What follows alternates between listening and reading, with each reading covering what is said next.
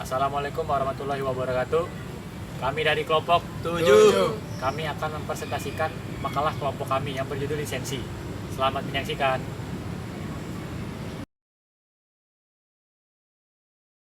Pengertian lisensi. Lisensi secara umum adalah izin yang diberikan oleh pemilik rahasia dagang kepada pihak lain melalui suatu perjanjian berdasarkan pada pemberian hak, bukan pengalihan hak, untuk menikmati manfaat ekonomi dari suatu rahasia dagang yang diberi perlindungan dalam jangka waktu tertentu dan syarat tertentu. Lisensi menurut Undang-Undang Nomor 19 Tahun 2002 tentang Hak Cipta Bab 1 Pasal 1, lisensi adalah izin yang diberikan oleh pemegang hak cipta atau pemegang hak terkait kepada pihak lain untuk mengumumkan atau memperbanyak ciptaannya atau produk hak terkaitnya dengan persyaratan tertentu. Bentuk lisensi. Pertama adalah lisensi fisik. Lisensi fisik terbagi atas dua, ada lifetime. Lifetime adalah suatu bentuk lisensi fisik yang dikeluarkan sekali seumur hidup. Jika lisensi itu hilang, maka tidak ada yang bisa digantikan. Contohnya itu seperti ijazah dan akte kelahiran. Yang keduanya ada temporari. Temporari adalah suatu bentuk lisensi fisik yang bisa dikeluarkan secara temporer atau berulang. Temporari terbagi atas dua, ada free test dan ada qualified. Free test itu artinya tidak memerlukan tes untuk mendapatkannya. Sedangkan qualified jika ingin mendapatkannya memerlukan tes dan harganya pun mahal. Yang kedua adalah lisensi non-fisik. Lisensi non-fisik merupakan lisensi yang tidak terlihat atau tidak ada bukti yang jelas. Tetapi lisensi non-fisik mempunyai kekuatan hukum jika memiliki banyak komunitas. Misalnya seperti agama, budaya, adat istiadat, dan kewarganegaraan seseorang. Selanjutnya jenis lisensi. Yang pertama ada lisensi komersial atau full version. Jenis lisensi komersial adalah lisensi yang diberikan kepada software-software yang bersifat komersial dan digunakan untuk kepentingan komersial seperti bisnis. Tidak ada jalan lain yang diperbolehkan untuk mendapatkan lisensi software ini kecuali dengan membayar jumlah harga yang telah ditetapkan. Yang kedua ada lisensi non-komersial. Jenis lisensi ini untuk penggunaan non-komersial adalah jenis lisensi yang diberikan kepada software-software yang bersifat non-komersial dan digunakan untuk kepentingan non-komersial seperti institusi pendidikan, sekolah dan kampus, atau untuk kepentingan pribadi. Yang ketiga adalah lisensi percobaan atau shareware. Jenis lisensi percobaan software atau shareware adalah jenis lisensi yang diberikan kepada software-software yang bersifat percobaan, trial atau demo version, dalam rangka uji coba terhadap software komersial yang akan dikeluarkan sebelum software tersebut dijual secara komersial atau penggunaan izinnya untuk mencoba terlebih dahulu sebelum membeli software yang sebenarnya. Yang termasuk shareware adalah knackware, di mana pada software tersebut sering muncul peringatan yang akan hilang jika tidak melakukan registrasi atau membayar. Namun software tersebut masih tetap bisa digunakan meski belum diregistrasikan. Selanjutnya ada lisensi software terbatas atau limited lisensi. Jenis lisensi terbatas adalah jenis lisensi yang diberikan kepada software-software yang bersifat non-komersial atau freeware dan digunakan hanya untuk kepentingan non-komersial seperti pada institusi pendidikan, sekolah dan kampus, untuk kepentingan pribadi, misalnya antivirus, Madaf yang bukan versi Pro dan sebagainya. Selanjutnya lisensi bebas pakai atau freeware lisensi. Jenis lisensi freeware adalah software aplikasi yang bersifat gratis. Kita tidak perlu membeli atau memasukkan nomor serial dari software tersebut, tapi hak cipta tetap milik si pembuat software. Kita tidak boleh merubah hak cipta isi dari software tersebut, apalagi menjual ke orang lain. Dengan kata lain, kita hanya boleh memakai saja. Freeware sesuai dengan namanya adalah software yang benar-benar gratis atau bebas digunakan. Developer software tidak pernah meminta Anda untuk membayar apapun kepadanya. Contohnya, freeware adalah Winamp, Firefox, Google Chrome, Yahoo Messenger, dan sebagainya. Selanjutnya lisensi royalty. Royalty adalah suatu jumlah yang dibayarkan atau terutang dengan cara perhitungan apapun, baik dilakukan secara berkala maupun tidak, atas imbalan penggunaan atau hak menggunakan hak cipta di bidang kesusastraan, kesenian, karya ilmiah, dan sebagainya. Kedua, penggunaan atau hak menggunakan peralatan, perlengkapan industri dan komersial atau ilmiah. Ketiga, pemberian pengetahuan atau informasi di bidang ilmiah, teknikal, industrial, dan komersial. Penerimaan atau hak menerima rekaman gambar, rekaman suara, keduanya disalurkan kepada masyarakat, itu juga termasuk dari royalti. Pembayaran royalti kepada wajib pajak luar negeri selain kepada BUT dipotong dikenakan pajak penghasilan PPh pasal 26 sebesar 20% dari jumlah bruto atau sesuai dengan tarif dalam taks terati negara Indonesia dan negara domisili wajib pajak luar negeri dan yang bersangkutan. Peraturan lisensi atau haki atau hak atas kekayaan intelektual. Hak atas kekayaan intelektual atau haki adalah hak eksklusif yang diberikan suatu peraturan kepada seseorang atau sekelompok orang atas karya ciptaannya. Secara sederhana, haki mencakup hak cipta, hak paten, dan hak merek. Namun jika dilihat lebih rinci, haki merupakan bagian dari benda atau yaitu benda tidak berwujud. Ada prinsip-prinsip hak atas kekayaan intelektual atau haki. Prinsip-prinsip yang terdapat dalam haki adalah prinsip ekonomi, prinsip keadilan, prinsip kebudayaan, dan prinsip sosial. Prinsip ekonomi, yakni hak intelektual berasal dari kegiatan kreatif, suatu kemauan dari pikir manusia yang diekspresikan dalam berbagai bentuk yang akan memberikan keuntungan kepada pemilik yang bersangkutan. Yang kedua, prinsip keadilan. Prinsip keadilan yakni di dalam menciptakan sebuah karya atau orang yang bekerja membuahkan suatu hasil dari kemampuan intelektual dalam ilmu pengetahuan seni dan sastra yang akan mendapat perlindungan dalam pemiliknya. Yang ketiga, prinsip kebudayaan. Prinsip kebudayaan yakni perkembangan ilmu pengetahuan, sastra, dan seni untuk meningkatkan kehidupan manusia. Yang keempat, prinsip sosial, yaitu prinsip sosial artinya hak yang diakui oleh hukum dan telah diberikan kepada individu merupakan satu kesatuan sehingga perlindungan diberikan berdasarkan keseimbangan kepentingan individu dan masyarakat. Klasifikasi haki. Berdasarkan WIPO, hak atas kekayaan intelektual atau haki dapat dibagi menjadi dua bagian, yaitu hak cipta atau copyrights dan hak kekayaan industri atau industrial property rights. Yang pertama, hak cipta. Hak cipta itu hak eksklusif yang diberikan negara bagi pencipta suatu karya. Misal karya seni untuk mengumumkan atau memperbanyak atau memberikan izin bagi orang lain untuk memperbanyak ciptanya tanpa mengurangi hak pencipta sendiri. Yang kedua, hak kekayaan industri atau industrial property rights. Hak kekayaan industri adalah hak yang mengatur segala sesuatu tentang milik perindustrian, terutama yang mengatur perlindungan hukum. Hak kekayaan industri berdasarkan pasal 1 Konvensi Paris mengenai pelindungan hak kekayaan industri tahun 1883 yang telah direvisi dan diamandemen pada tanggal 2 Oktober 1979 meliputi A. Paten, B. Merek, C. Varietas tanaman, D. Rahasia dagang, E. Desain industri, dan F. Desain tata letak sirkuit terpadu. Hak atas kekayaan intelektual secara internasional.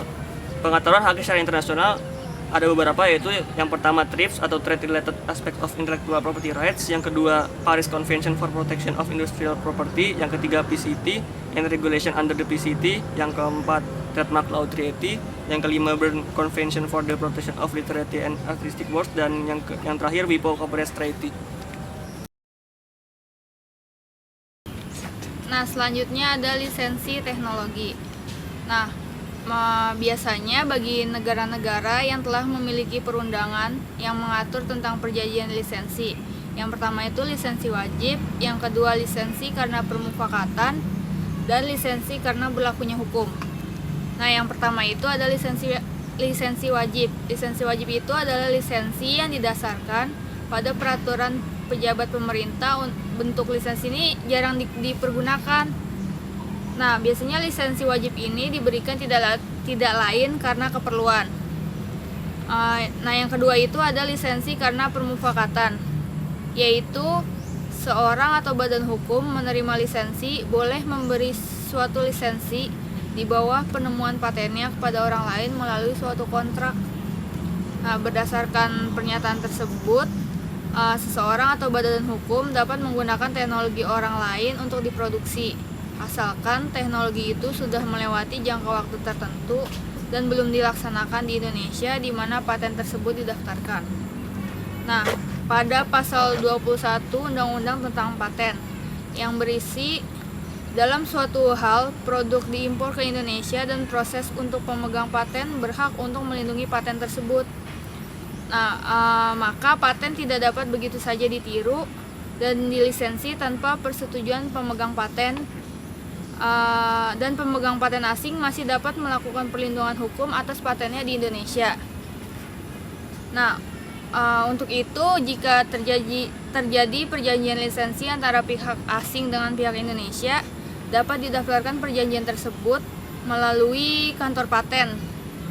Nah, jadi diminta untuk kepada investor asing untuk mendaftarkan lisensi tersebut kepada kantor paten agar kepentingannya terlindungi. Nah, selanjutnya ada lisensi teknologi. Yang pertama itu ada freeware. Freeware adalah software gratis yang dapat didownload dan digunakan. Namun kita tidak bisa melihat source code software tersebut. Dan juga kita tidak boleh memodifikasi software tersebut. Jadi freeware itu adalah software tanpa batasan jumlah dan waktu pemakaian. Contoh dari freeware itu adalah Winamp, Mozilla Firefox, dan lain-lain. Nah, yang kedua ada shareware. Shareware itu software gratis, dapat didownload dan digunakan oleh pengguna. Tetapi software tersebut ada batas waktu pemakaiannya. Jika pengguna merasa software bagus, maka diharuskan membeli. Nah, lama batas waktu pakainya itu misalnya trial 30 hari atau jumlah software tersebut dijalankan minimal 30 kali. Contoh dari shareware itu adalah software shareware TuneUp, Internet Download Manager, Norton, dan lain-lain. Nah, yang terakhir ada open source. Open source itu software yang dapat didownload dan source kodenya dapat dibuka ke publik. Jadi bagi yang bisa dengan kode-kodenya, dia bisa memodifikasi dan mendistribusikan atau mempublikasikan source kode hasil modifikasi dengan syarat-syarat tertentu. Misalnya itu dengan tetap mempertahankan nama softwarenya. Nah, contoh dari open source ini adalah Linux, CMS Joomla, atau yang lainnya. Yang terakhir adalah contoh kasus lisensi. Yang pertama adalah merek Dunkin Donuts versus Donuts di Yogyakarta. Jadi merek Dunkin Donuts milik Dunkin Donuts di Amerika telah terdaftar di banyak negara, termasuk di Indonesia. Merek Dunkin Donuts antara lain terdaftar untuk jenis-jenis jasa restoran kelas atas dan untuk produk-produk makanan. Kalau kita memperhatikan gambar dari restoran Donuts, maka kita akan melihat adanya bentuk-bentuk pelanggaran sebagai berikut. Bentuk pelanggaran: adanya persamaan pada pokoknya dalam bentuk tulisan, bentuk huruf, dan kombinasi warna. Terus ada merek Donuts yang memiliki persamaan dalam bentuk tulisan dan kombinasi warna dengan merek Dunkin Donuts. Ternyata juga digunakan pada kotak kemasan makanan dan minuman. Dan juga penggunaan merek Donuts yang dalam bentuk tulisan dan kombinasi warna memiliki kesamaan dengan merek Dunkin Donuts dapat menimbulkan kekacauan tentang asal-usul barang dan dapat berpengaruh terhadap nama baik Dunkin Donuts yang Amerika selaku pemilik merek yang sah. Jadi persoalan ini diselesaikan di luar pengadilan. Dan setelah mendapat surat peringatan dari kuasa hukum Dunkin Donuts, pemilik restoran Donuts melakukan perubahan-perubahan atas bentuk tulisan dan kombinasi warna pada kotak kemasan. Yang kedua yaitu adalah Microsoft menangkan kasus paten dari gugatan Motorola. Jadi Microsoft mengatakan pada Rabu kemarin juri sidang kedua di Pengadilan Federal Celti Amerika Serikat memutuskan telah mendukung mereka dari gugatan yang diajukan Motorola. Gugatan itu mengacu pada beberapa paten Motorola yang terdapat di produk Microsoft. Dewan juri sepakat Motorola yang saat ini dimiliki oleh Google telah melanggar perjanjian paten yang seharusnya telah menjadi standar penting industri dan mesti dilisensikan kepada perusahaan lain dengan cara adil, wajar, tidak diskriminatif. Gugatan Motorola ini malah berujung kekalahan. Pasalnya, klaim yang diajukan Microsoft lebih kuat dari yang diajukan oleh Motorola perihal paten. Itu menyangkut lisensi jaringan kabel dan video yang selama ini disematkan ke konsol Xbox dan Windows, merupakan milik Motorola. Padahal, itu menjadi standar penting yang tidak semestinya pergerakan dan persidangan. Akhirnya juri memutuskan Motorola harus membayar denda sebanyak $14 juta terkait dampak kerugian yang ditimbulkan ke Microsoft. Itu terdiri dari $11 juta untuk biaya relokasi gudang di Jerman karena ada paten Microsoft tertentu yang dibawa Motorola ke negara itu, dan sebanyak $3 juta untuk biaya hukum dan penanganan perang paten ini. Dan yang terakhir yaitu ada kasus Toyota dan Toyoda.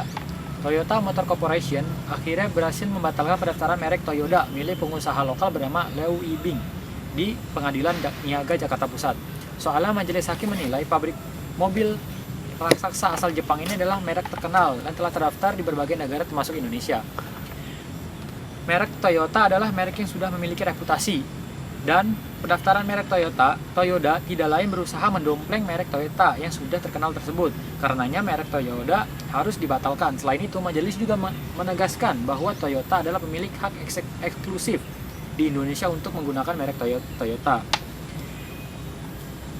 Toyota mendaftarkan pembatalan merek Toyota di PN Jakarta Pusat pada bulan April 2011. Sejak pendaftaran gugatan pembatalan merek tersebut, kuasa hukum tergugat tidak pernah menghadiri persidangan, meskipun pengadilan telah melayangkan pemanggilan resmi kepada pengusaha lokal tersebut.